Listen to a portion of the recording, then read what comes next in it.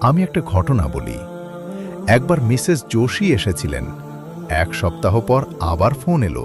বললেন, আমি আমার ছেলেকে দরবারে পাঠিয়ে দিয়েছি, আমি আসছি।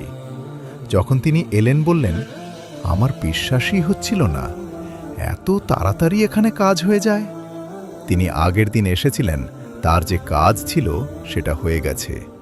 এখানে কাউকে কিছু দিতে বাধ্য করা হয় না, সবাই পায়। দরকার শুধু নিজের মনটা পরিষ্কার রাখা, মানুষের জন্য, মানবতার জন্য।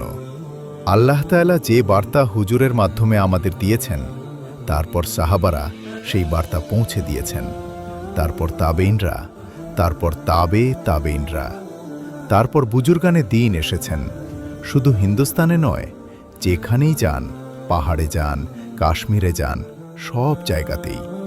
কাশ্মীরে হযরত বাবা রেশি সাহেব ছিলেন, পাহাড়ের ওপর তার মাজার আছে। তিনি সেখানে গিয়ে ইসলাম পৌঁছে দেন। কাশ্মীরের অনেক জায়গায় ইসলাম আগে ওঁদের মাধ্যমেই পৌঁছায়।